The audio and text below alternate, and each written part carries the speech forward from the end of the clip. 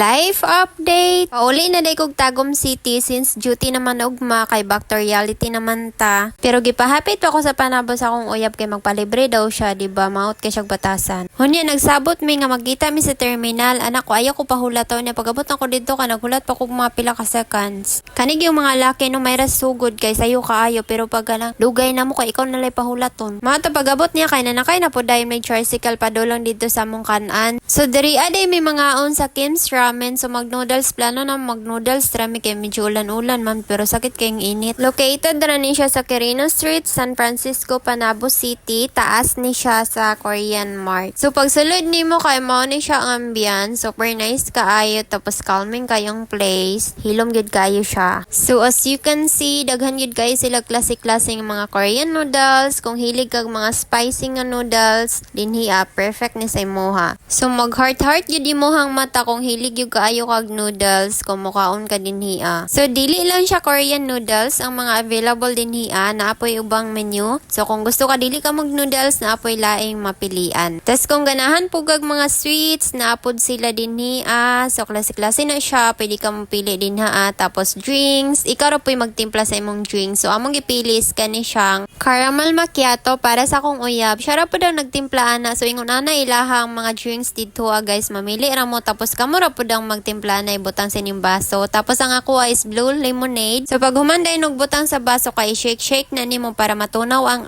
ice para managhan ang tubig. Ako na lang po sa gipaapil og pabutang sa baso ang ako ang drink guys. So ingon ana ang blue lemonade. Tapos pag humana na dayon kay shake na po dayon na siya para matimpla gid siya maayo. Tapos amo na dayon gipang tilawan namong drinks kung sa lasa gitilawan ako kay mura siya kanang GSM blue nga murag na alcohol gani ang lasa. Tapos akong uyab kay mura siya coffee na medyo pait nga tamis. Ana siya ang lasa niya. Cheers! So, among gi-order is tteokbokki. Di ko sure kung tama ba pagka-pronounce aning tteokbokki ba ni siya or tikbokki. Basta mo na siya. Halang kaayo na siya guys. Tapos gimbap, ito na mayo. Spicy pud na siya. Lami po di lang gimbap guys. Nahurot yun na ko na siya. As in. Sa tanan taga Panabo nga wala pa kanhi din niya. Mas try yun ni siya din hiya. Lami ilahang mga Korean food din hiya. Labi na kaning gimbap nila. Lami gid siya as in. O kaning tteokbokki nila. Syempre, maura man po damong na-order. Kay maura man po na kayo sa kwarta, unana na siya manang maoran po lamang maingon sa inyo ang lami gyud maoran ni sila ang mga lami.